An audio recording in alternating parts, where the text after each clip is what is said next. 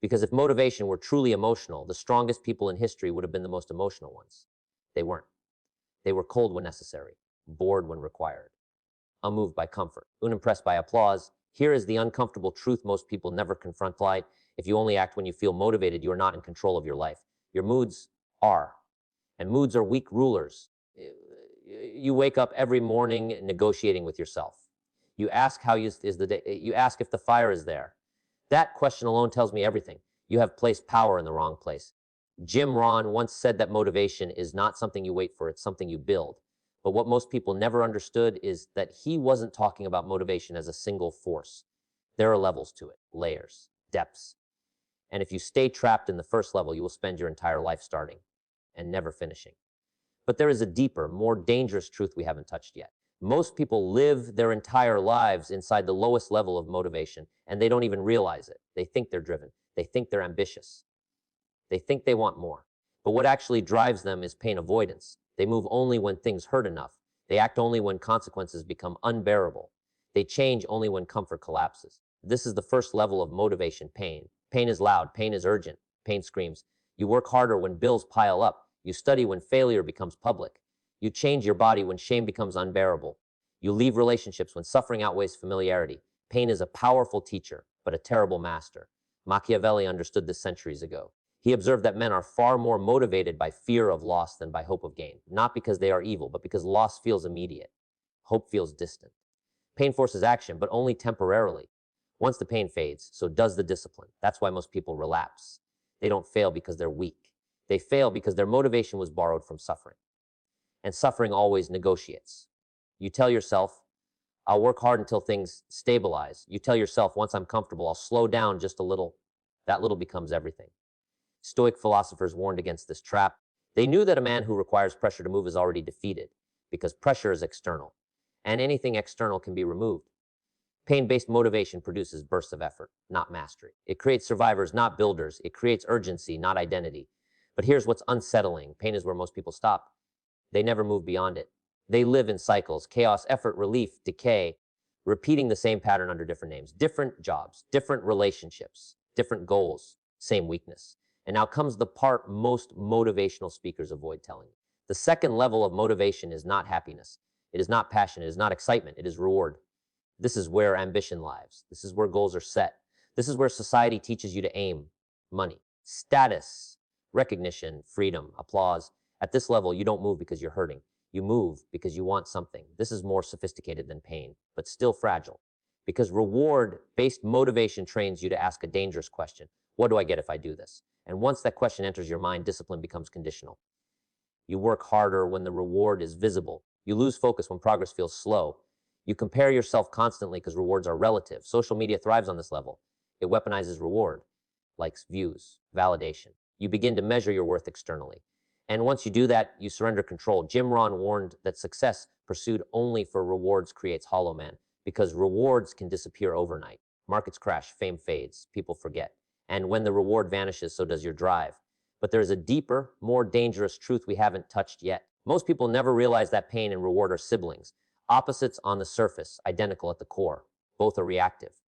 Both are external. Both place your motivation outside of you, which means both can be taken away. The Stoics would say that a man dependent on outcomes is enslaved by fate.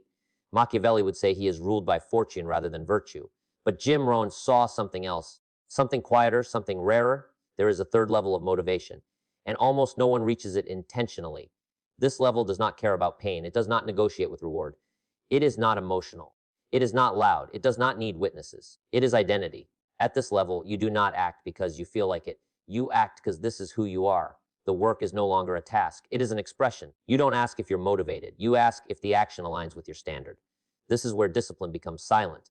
Effort becomes automatic. Resistance weakens. A man operating from identity doesn't rise and fall with circumstances. He doesn't bargain with comfort. He doesn't require urgency. He moves because not moving would violate who he has decided to be. This is why the most dangerous people in history were not the loudest. They were consistent, unimpressed by praise, unshaken by criticism, unmoved by chaos. They did not chase motivation. They embodied it. But here's the part that should unsettle you. Identity-based motivation is built through sacrifice, through repetition, through doing the right thing long after the feeling disappears. And once you build it, you can never go back. Because when identity forms, excuses die. And in the next part, and we're going to expose why most people are terrified of this level, why the mind resists it, and why comfort is its greatest enemy. Because there is a darker layer beneath identity itself, and we haven't touched it yet. At the lower levels, you are constantly bargaining with yourself. At the level of pain, you ask, how bad does it have to get before I move? At the level of reward, you ask, is this worth it?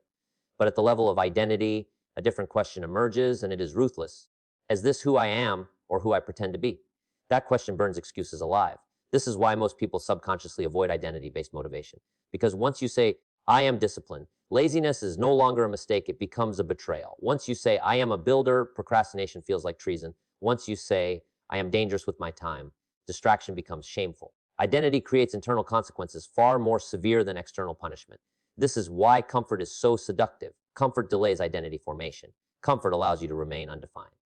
As long as you are trying, you can fail without confronting yourself. As long as you are working on it, you can hide from commitment. As long as you are motivated sometimes, you never have to decide who you actually are. Jim Rohn understood that personal development is not about doing more, it's about becoming more. But what he rarely said explicitly is this: becoming more requires killing versions of yourself you've grown attached to.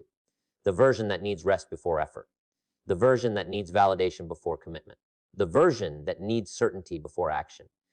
Those versions feel like you, but they are not you. They are habits wearing your face.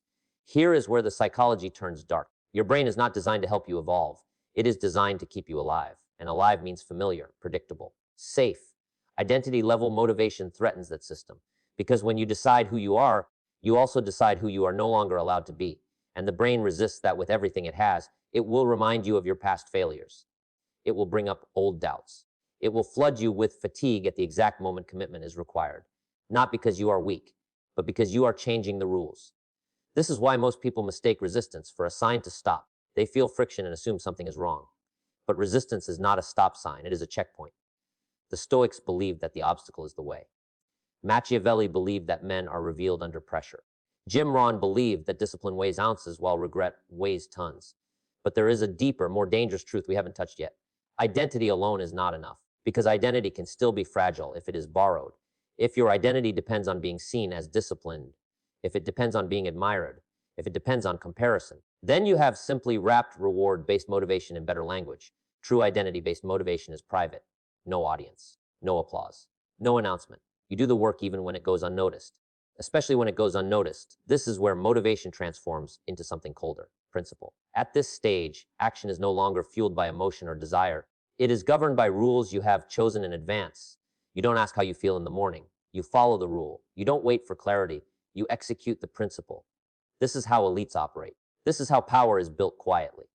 Look at history closely and you'll notice something unsettling. The people who shaped eras were not constantly inspired. They were structured. They built systems that remove choice. Choice drains energy. Principle conserves it. When you decide once, you don't decide again. Most people exhaust themselves debating whether to work, debating whether to train, debating whether today counts. At the highest level of motivation, debate disappears. And that is terrifying to the undisciplined mind, because debate gives the illusion of control. Principle removes it.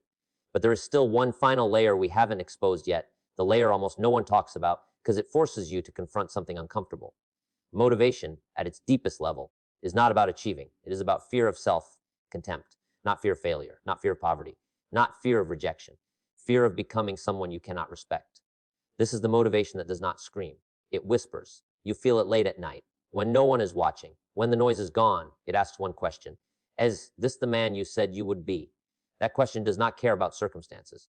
It does not negotiate with mood. It does not accept excuses. And once you hear it clearly, you cannot unhear it.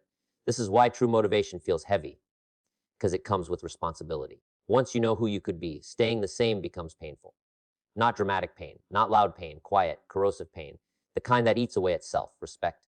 This is why some people would rather stay distracted than disciplined, because distraction numbs that voice. Scroll long enough and it goes quiet, consume enough and it fades.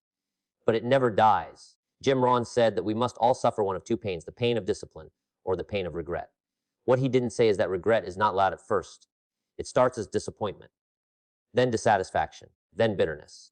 Then one day you realize your life feels smaller than it should, and by then, motivation doesn't matter anymore. But here is the final brutal truth.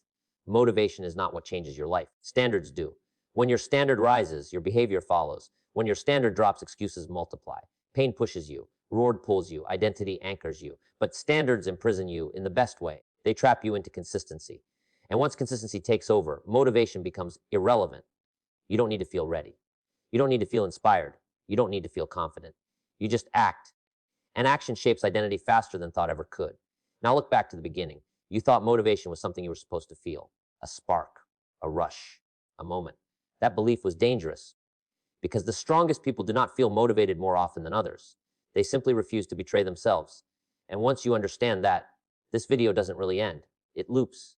Because the moment you stop waiting to feel motivated is the moment you finally take control. And that takes us back to the beginning.